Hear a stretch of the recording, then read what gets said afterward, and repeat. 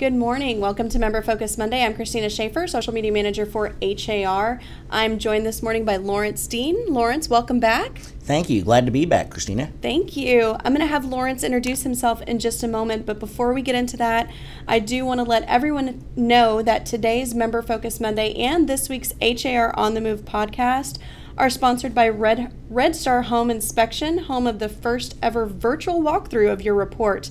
And we actually have a representative from Red Star here today. They're going to speak to us a little bit later in the program, so be sure to stay tuned for that. But Lawrence, thank you so much for joining us again. You're with Metro Study, and if you just don't mind, just a quick introduction of who you are for anybody who missed you the first time you were on this program. Yeah, absolutely. Thank you. I'm Houston's Regional Director with Metro Study, and my 6-year-old son explains what I do better than anybody else. He says, Metro Study goes around and counts houses, and Daddy goes around and tells everybody how many houses they counted. And that's essentially what it is. I am essentially the face of the Houston data with Metro Study, talking about the housing market a lot. Very good. So I actually had the opportunity to hear from you last month at the Metro Study briefing, which was excellent. Thank you. Which is why we wanted to have you on, because you had some very, very good data that I think our members need to hear. So just generally, let's start off with, how is the real estate market doing just as a whole? Certainly. We focus heavily on single-family detached for-sale products. That's what I can really speak to the most. In 2019, and this is HAR data, not Metro Study data, Houston saw almost 70,000 resale single-family homes sell and close. In that same amount of time, Metro Study counted the closing of around 30,000, I think the number is 30,700 new single-family homes. So quite a strong amount of volume if you contemplate both of those together. Low interest rates and millennials and baby boomers needing different housing options really fueled a lot of that. Okay, and Metro Study, you have data from more than just Houston, right? You guys count more than just Houston. Well, that's right, yeah. Metro Study was founded in Houston, but we now serve the 42 largest new home markets across the country, and those are what we call our survey markets. We send an army of field researchers out to count all the new homes being built every quarter, and that rolls up into a web-based database that builders and developers and bankers subscribe to. Okay, very good. So for any of you that are watching, if you have any questions for Lawrence, go ahead and type them into the comments, and I'll get to those in just a little bit. Lawrence, you live in Houston. You know we're a competitive city. How does, from the data that you've seen, how does Houston kind of compare or rank with other cities in Texas? Certainly. Houston has the largest population, and as a result, has the largest amount of total home sales, new and resale combined, of any of the Texas metros. Where we don't compare quite as favorably with some of the other large metros around the nation, not necessarily specifically in Texas, is on appreciation. Home pricing in Houston has always been a very steady proposition, not the big ups and downs that other markets have suffered. So as a result, Houston in the last 12 months has had a pretty consistent 3% year-over-year appreciation rate, which is great. That's very normal for Houston. But you look at some of the other large metros around the country, Atlanta, Chicago even, and others, and they've got year-over-year appreciation rates of 7, 9, 10%. The good news is we won't see the declines that other markets sometimes see. Right. That makes sense. So we measure rentals, but we measure single-family rentals. You can measure apartment data, or you have apartment data. Can you tell us a little bit about that, about the apartment market? Yeah, certainly. So Metro Study actually doesn't track apartments ourselves, but we rely on information from Bruce McClenny's firm, shout out to Bruce McClenny, by the way, Apartment Data Services, and looking at ADS's data for 2019, really for the end of 2019, we saw an overall market-wide occupancy rate of right around 90%, and that's been the case for probably most of the last 12 months. We saw 15,000 new apartment units be completed and have folks move into them over the 12 months of 2019, and it sounds like a lot, but when you consider that the whole Houston area has almost 700,000 apartments, it's a fairly small amount. We do see a lot of new projects under construction and in the pipeline being planned, not just in the central locations and in the inner city, but also increasingly in the suburban areas. Okay. We've heard some worries from other people we've had on this program about apartments and the amount of apartments we have, but it sounds like the occupancy rates are okay. They're okay, yeah. Yeah. We went through a period of time, 2016, 2017, in which we really overbuilt apartments, and so as a result, our occupancy rates suffered, especially in some of the highest, most desirable in-town neighborhoods, Washington Avenue, the Museum District, etc. Great places to live. We just supplied the market with way more apartments than we actually needed. Time has healed that problem, so to speak, and we've absorbed those units and aren't quite hammering those really premium in-town locations with as much new product. So it's kind of evening itself out. Very good. So let's talk new homes. Just how is Houston's new home market doing? And then also just, again, how does it compare to other cities? Yeah, absolutely. That's what Metro Study really focuses on. And in the 12 months of 2019, Houston saw 30,547 new home starts. So that's the commencement of construction. You might notice I've spit out that number a few times. I was going to say, that just came right off the top of your head. Said that a few, and I'll say it a few more times too. And so that's a good, strong amount of volume for Houston. That's not frothy. In 2007, to put it in context, 2007, Houston saw just over 50,000 new home starts. Don't really need to be at that volume, but we also don't need to be at the 20 or 22,000 annual starts volume that we've been in less robust years. So we saw around 30,000 and a half new home starts and new home closings in 2019. Okay.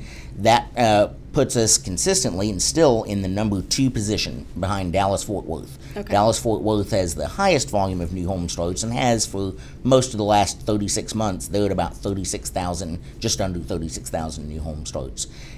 All 4 of the major Texas metros, Dallas-Fort Worth, Houston, Austin, San Antonio, are within the top 10 highest volume new home markets. From a year-over-year growth standpoint, Houston, a little better than flat. We saw our starts up 1.3%. Dallas starts are up less than 1%, but still up, not negative. And then Austin and San Antonio, for a variety of different reasons, have actually the highest, strongest year-over-year starts growth rate of any markets across the country. Austin's at 15% year-over-year, and San Antonio's at 17% starts growth year-over-year. Okay, very good. Don't see any questions just yet. Just a lot of people telling you good morning. Hope said happy wet Monday. It was very wet outside. It was and still is, yes. Yeah. So what about price ranges? What are you seeing in these new home start price ranges, and what's successful? Certainly. We continue to see the highest volume of activity both in starts, closings, and sales, which obviously correspond with that, in the $200,000 to $300,000 base price band. And granted, that's a $100,000 price band. That's a big spread, Right. Obviously. But even when you drill into that price band, you see the greatest volume of sales and starts the closer you get to 200,000, 2 to 225,000, 225 to 250, and that is definitely corresponding with demand from millennial-aged first-time home buyers as well as move-down empty nest buyers. Is that pretty consistent over the years that you've been analyzing this data? It is. Houston in the 2013, 14, 15 timeframe saw more of, and this was national as well, saw a more concentrated focus in kind of move-up product, so call it 300, 350,000 and above. Houston, the new home market and industry in Houston have kind of course-corrected back to our core, which is more moderately priced homes. That's historically been the biggest piece of activity in Houston, and is back to that. It's kind of wild to think of, as a native Houstonian, it's kind of wild to think of a $300,000 new home being affordable, but relative to maybe other options on the market, it is. Right. Very good. So price ranges 200 to 300. Now, what about parts of town? What parts of town are we seeing the most development and growth? Certainly. Houston, unlike some other cities, really has strong volumes of activity kind of in all directions. A lot of real estate people will think of Houston as a clock because of our looping highways. And so to some degree, in all directions of the clock, we see really strong volumes of activity. But that said, that doesn't really answer your question. Bridgeland, in terms of new home sales and new home activity, Bridgeland up basically in the 290 and Grand Parkway corridor area had the most new home starts of any subdivision in any community in Houston, with 729 new homes started just in that neighborhood over 2019. Sienna, formerly known as Sienna Plantation down in Missouri City, also it's actually the second highest volume community with 600 and just a little over 600 annual starts. And then finally, this makes up several communities, but in the, if you imagine the northeast corner of Beltway 8, where Lantejas is Balmoral, and they have a couple other smaller communities, and then Ashlow Developments, the Groves community is just north of that. In that Woodland Hills Drive corridor, which includes those handful of communities, there's almost 1,000 annual starts among those communities that are very tightly packed in that one little corner of northeast Houston. Wow, that's amazing. So Lois said, where is Bridgeland? Bridgeland, it is Fry Road, just south of 290. You can also access it off of the Grand Parkway. It's got, I think, now 2 dedicated exits. One is Bridgeland Lake, and the other is Bridgeland. It's 2 exits that have Bridgeland in the name. They will get you there. Very good. And if there are any other questions for Lawrence, go ahead and type them into the comments, and I'll get to those in a minute. And I do want to remind everyone that today's Member Focus Monday and this week's HAR On the Move podcast are sponsored by Red Star Home Inspection. We actually have a representative that'll be joining us a little bit later, so stay tuned for that because we've got some great information to share about that as well. So just kind of moving on. We've heard this for months now, the talks of a potential recession. Do you have any concern with that, and just kind of what are your thoughts? Certainly. That has been definitely, you could call it the prevailing narrative for much of the last really 12 or 18 months. Sure. There is a school of thought that I subscribe to that economic expansions, which is what we've been in basically now for several years since the Great Recession, they don't die of old age. And a lot of folks that are expressing concern about a recession are doing so not so much based on any economic fundamentals that we're currently seeing, but almost more of a thought that it's time, we're due. I count houses. I'm not truly an economist, but the economists that we pay a lot of attention to have put a very small probability of a recession happening in 2020 and a relatively small probability of it even happening in 2021. If a recession does occur, Houston's new home market, by and large, and Houston's real estate market in general, by and large, has been a little more recession-proof than others because we aren't as high-priced and don't see those price swings that other markets do. And so even in the Great Recession of 2008, 9, 10, that time frame, Houston was impacted, but not nearly as impacted as other major markets. Okay, this is kind of a technical question. You measure what you call new home starts. What defines a new home start? Absolutely. Our process is really the same process we've done for over 40 years, and it's very manual in today's more high-tech day and age. We send an army of field researchers out with plats in hand for every subdivision, and they drive and count houses. So when they drive through a subdivision and they see a lot that when they drove that same subdivision last quarter was a vacant lot, and they drive up to that lot now and there is a slab poured or there's a frame being built or some level of construction commenced on a new home, they count that lot as a start for that builder. So it's basically a start is when we see actual construction activity, hey, slab poured or more of a home, if that makes sense. Very good. And what about completions? Do you measure completions as well? We do, yeah. We measure closings, and it's basically the same process. So imagine 1 or 2 quarters later that year, that same field researcher is driving that same block of that same subdivision, and that house that was a vacant lot, and then they saw sticks in the air. 2 quarters later, it has a welcome mat and a pickup truck in the driveway and a Texas A&M flag hanging over the garage. Someone lives there. That's a closing. Very good. Okay, so I see a few questions came in. Yvonne said, any comments on LenDale Park? The older homes are being replaced by new construction. LenDale Park, I do know a little bit about that neighborhood. That's an exceedingly well-located little neighborhood in the near north side, and I do know that there's a little bit of tear-down activity. I haven't studied that area greatly recently. I do believe there is a little bit of tear down activity, but I know that is one area, at least I think I know, that the old existing housing stock is pretty good size and pretty nice, for lack of a better way to put it. So it's not as instantly a tear down as maybe some other areas. Yeah, not as likely to be a victim of that, right? Okay, very good. So if you have any other questions, type them in and we'll get to them in just a second. So I do have one more big question for you. I like to ask people to predict the future around here. Yes, yes. And since you've seen data, you look at data all the time, I'm just curious what your projections for the rest of this year are. What do you see coming? Certainly. This is not going to be a very exciting projection, unfortunately. No, it's not bad. It's just not exciting. Okay. In Houston, in 2018, we saw about 30,000 new home starts. 2019, we also saw about 30,000 new home starts.